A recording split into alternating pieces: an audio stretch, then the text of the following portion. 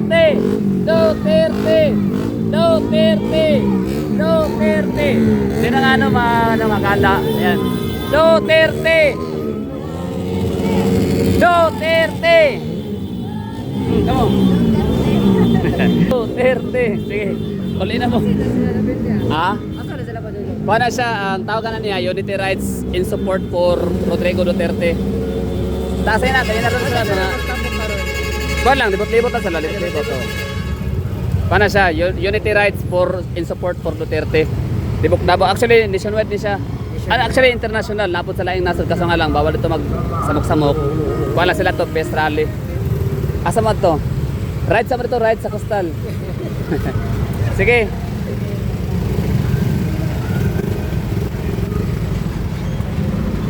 So ito yung ganap dito sa Davao City ngayon. Meron tayong naganap ulit na rally, no? Ang tawag sa rally ay ano pala to? Unity Rights Rally in support for Duterte. Duterte. So yun, Unity Rights for for support in support for Rodrigo Duterte. And yan na nga, bali ang gagawin natin is punta tayo ngayon sa bahay ni Tatay Digong, kung saan makabantay pa ng mga natin doon, ibang kababayan. Kasi nga siya, inaabangan natin na baka i-raid na yung bahay ni Tatay Digong, no? Kasi kahapon hindi siya nangyari. So baka ngayon, no? Try natin. Kumbaga maraming event ngayon, no? Kung saan-saan na lang ang astig ni Ate, driver ng tricycle dito, babae. Anyway, ang natin dito, ang ating event sa Davao, marami, no? Meron tayo ngayong parang kasadyahan ba sa Davao, Hugyaw Davao, parang Hugyaw Davao yata ang tawag. Yung merong konserto, no? Sila Rico Blanco. Basta marami, like apat yata yung nabasa ko kanina na mag-perform ngayon sa San Pedro Square, sa may harap ng City Hall natin sa Rizal Park. Pero ako parang pipiliin ko muna ngayong pumunta muna sa bahay ni Tatay Digong para tinan ko yung doon, yung sitwasyon, kung may mga kababayan pa rin pa tayo, mga Davaoenyo na andon pa rin titipon-tipon, no? Para abangan ang pagdating ni General Torre. Kasi syempre alam naman natin, di ba, na medyo sila, no? Medyo hindi sila fair. So magkakaroon ng search warrant. So i-search sila ang bahay ni Tatay Digong. Pero this time hindi muna tayo papunta doon, tapusin na muna tayo itong ganap. Marami kanina pa to dito, mga I think nasa mga siya, ang haba, galing pa akong Coastal, siguro nasa mga basta napakahaba ng ng kanilang biyahe. Yun, oh.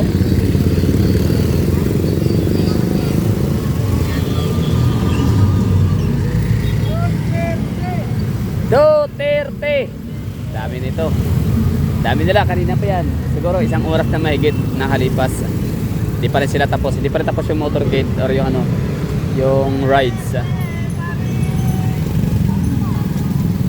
So ganyan kamahal ng mga taga Davao si Rodrigo Duterte. Hindi lang ng Davao, buong mundo talaga, like hinahangaan siya, di ba? So grabe, parang siguro nasa 90%.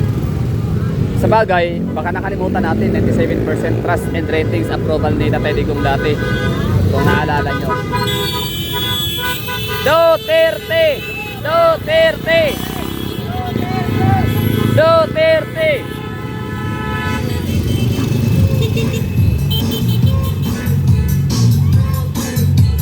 Duterte! Yeah, shout out Duterte! Duterte! So yan lang bali, grabe haba nito, taas andun pa, parang gusto ko pumunta siguro ng Coastal ulit. Babalik ako doon nang makita natin, ipapakita ko sa inyo yung kanilang dami.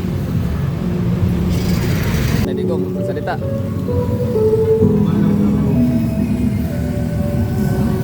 Grabe, no? Di ba iwasang nakaka-emotional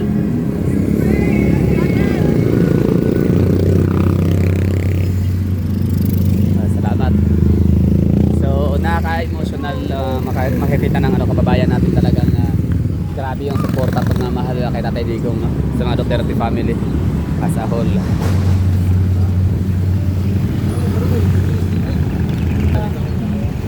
So pero tansya ko yung mga yon ay mga taga Toril, no, karamihan. Ganda ng mga tugtugan, no. Diyan sila kilala, no. Trademark ng ano yan, mga taga Lirot. Mag-ingay, shout out.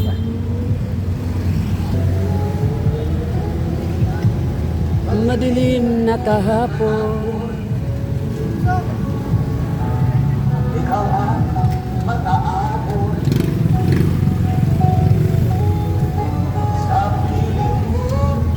Asa mo gikan? Asa nga lugar, barangay? Toril. Ah, lagit. Tagalirot. Tagalirot. Oo.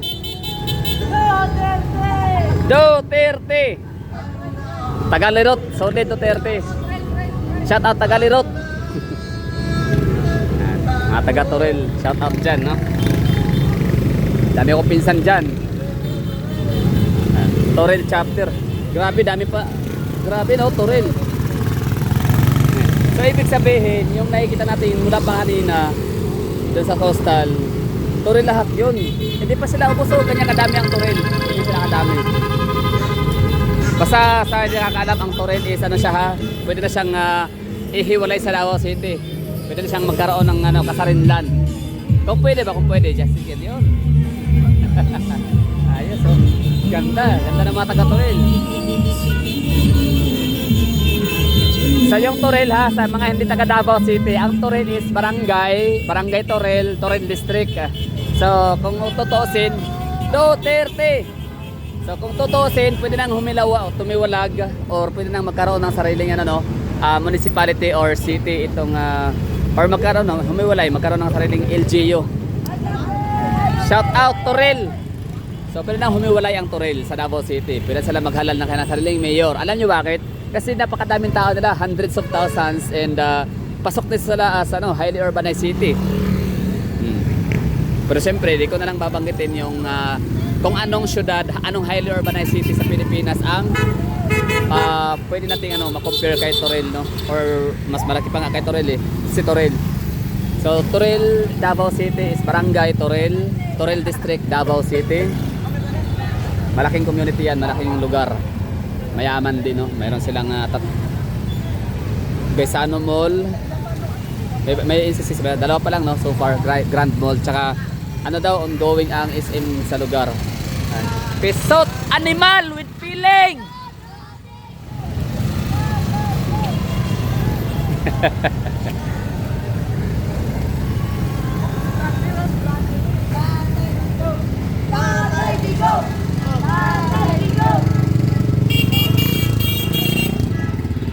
Solid, no? Grabe, napaka-solid talaga ng Davao. Mindanao. Visayas, di masyado, no? Kasi may portion talaga like Iloilo City na hindi talaga sila maka-Duterte. Pero okay lang yan, that's not bad. Oy, Tacloban City. Hindi man sila ganun ka-solid Duterte, pero dami ko mga nakausap talaga ng mga frontliners, mga basic na tao. Shout out, Toril. So, yun. Bali sana tayo Tacloban City, no? So mga nakakausap ko doon yung mga ordinary citizens, no? So for example, drivers, mga tindira, mga nagtitinda sa bayan nila. So ang tawag diyan masses, no? So pag masa, yun, speaks a lot, no? Kasi masses pagka mayaman, mahirap, pero mostly maraming mahirap, no, sa Pilipinas kasi nga tayo, no? Deprived with our own progress. Imbes na aasinso tayo, hindi na lang kasi nga ang dami natin napapaligiran tayo ng kurakot na politicians. For example na talaga ngayon, gulat tayo as in kakatakot-takot 300 plus congressmen and representatives, 90% corrupt.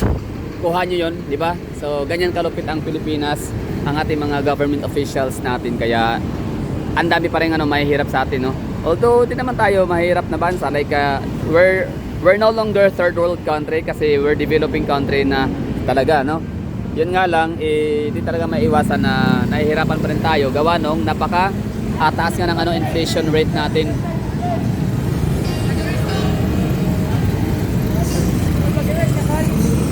Duterte.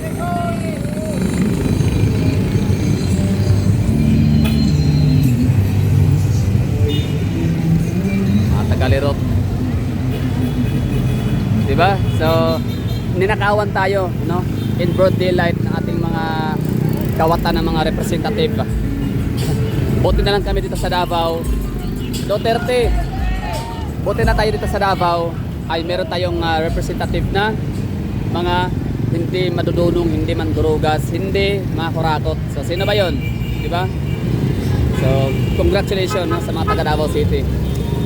Basta once na manalo si Mix Nograles as first district representative, nako, kontak ko na sa atin, kawawang Pilipino. Duterte!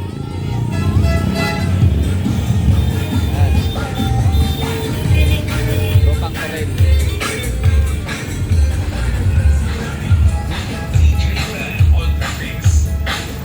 Diba? Dami nila, oh.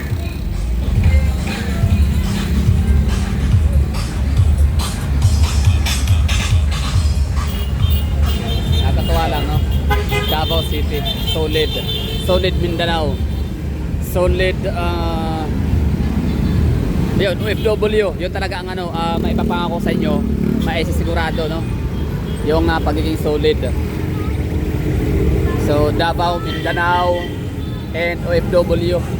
Siyempre Luzon, medyo hati, no. Visayas naman, solid. Cebu, ayun pala, Cebu, solid.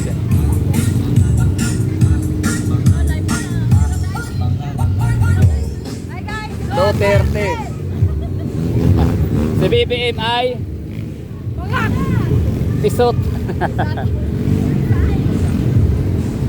Diba? Nakakatuwa lang, no? Maging ano, mga ganyang edad, aware na sila. Hindi sila blind, no? About sa ano, happiness natin.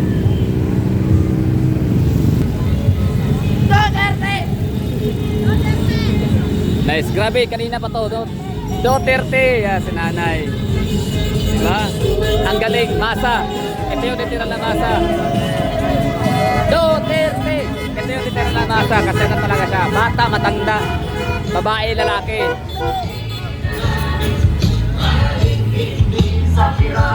Diba?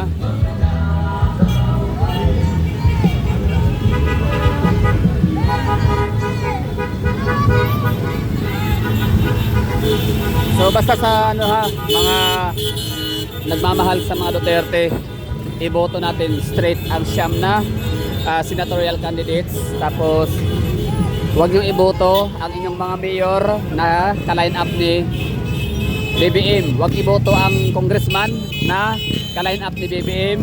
Governor, ganun din. Huwag din iboto kapag tropa ni BBM. Vice Governor, wag iboto. Vice Mayor, wag din iboto.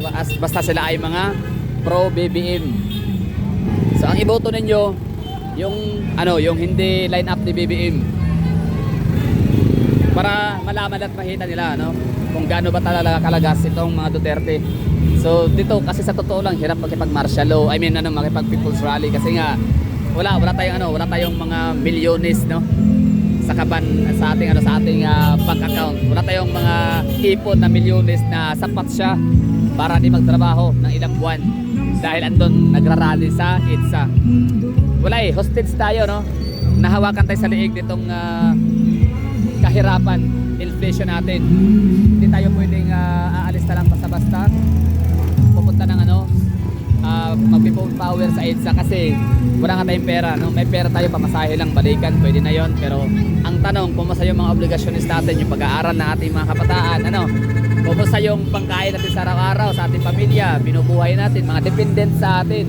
Kumusta yung mga trabaho, di ba? Yung ating mga sinumpaang trabaho, di ba? For example.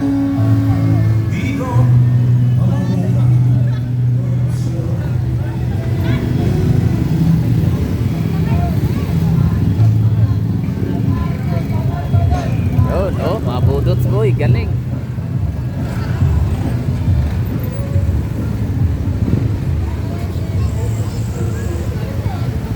Yan ha. So sa mga ano dyan, kung mahal nyo talaga ang mga Duterte, vote straight ang kanyang 9 senatorials, iboto ang PPP party list tsaka yung Duterte Youth party list, yung dalawang yun, no? Pili lang tayo doon. Oh, pagpipilian lang ang dalawa na yun, no? Kasi isa lang ang pwede iboto na party list. And also, yun na nga, ulitin ko, libre na libre. Duterte! Duterte! O, di ba? Oh, pati mga bata, nagsali na din. Kasi itong ano natin, pinaglalaban natin na to, si Tatay Digong, no? Yung mga Duterte nila si Tatay Digong kasi ano na siya, retired na, no? Hindi na siya able for national post. Mayor na lang siya dito sa Davao City, sana hindi siya ma-disqualify. So Sara Duterte, Basti Duterte, Omar Duterte, Rigo Duterte. So I mean itong dalawang nabanggit ko na si Omar Duterte at si Rigo Duterte, mga apo yan ni Tatay Digong, no? Anak ni basta no, apo ni Tatay Digong. So medyo malayo pa yan sa katotohanan kasi nasa 20s pa lang, no? So hindi pa sila eligible for presidency. So ibig sabihin, tama lang yun, nagbarangay captain si Omar tapos magiging representative. So sana ay galingan niya, ayusin niya kanyang trabaho kasi wala rin naman talagang magagawa, walang maitutulong sa kanya ang apelidong Duterte kung hindi rin siya magaling. Mga taga Davao hindi bobo ha, matatalino mga taga Davao, baka inakala tong mga ano ng mga basher, baka inakala nila na otro. So baka inakala nila na pag taga Davao Duterte like wala lang parang ano lang, nakikibandwagon na lang. So hindi totoo yun, no? So ano din kami dito, performance based din ang ano namin dito, pagboto. So ngayon, shout out kay Sir Omar Duterte. So galingan nyo, no? Galingan mo ang ano, pagiging ano, representative. Manalo ka na panalo ka na, panigurado na yan. Basta walang dayan, syempre. So ngayon, pero so yun, bali galingan mo, no, Sir Omar Duterte sa pagiging kongresista at dyan kababasihan, dyan kahusgahan ng iyong mga kababayan dito sa Davao City. Kasi pwede kang mag vice mayor, pwede kang mag mayor, gano'n, no? Kasi ano ang mga Duterte kasi mula kay Tatay Digong, kay VP Sara, Paulo Duterte, tested ko na yan dati, duda ako sa tao na yan, sa mama na yan, kung sa kanyang kakayahan, pero ito na-prove na natin, no, kanya nang napatunayan na talagang meron talaga siyang puso sa pagsiservisyo. Kasi dati akala ko ano lang siya, yung parang napilitan lang, pressured, gano'n. Pero hindi po, ngayon na-prove ko na magaling pala siya na politician. And si Basti Duterte naman, gano'n din, no? Parang sabi ko, paano kaya ito maging mayor, like maging mayor si Mayor Basti, yung parang happy-go-lucky, alam niyo yun, palaging nasa surfing, island boy, parang gano'n na datingan niya, no? Rigi-rigi. Tas ngayon naging ano siya, bigla siyang hindi pa siya biglang nag-mayor kasi nag-vice mayor muna siya, di ba? So ngayon nag-mayor siya, sabi ko so good luck. So far ang ganda, ang galing, nag-times 3 ang progress ko. Mayaman ang Davao City sa time ni VP Sara Duterte. Nag-times 3 naman kay Sebastian Duterte. So yun, yung kanyang status na yun, sapat na yun, no, para masabi natin magaling talaga si Mayor Basti Duterte. Magaling talaga siya. Makikita naman natin sa kanyang mga speech, sa kanyang mga talumpati, no, sa ating humble stage sa May Rizal Park. Magaling siya na mayor. So ano din siya, achiever, no? So like father, like son, like sister, like brother, ganon. And ano pa ba sabihin natin dito? Yun na siguro, no, we're done. I-off ko na to at nang makapunta na tayo sa bahay ni Tatay Digong.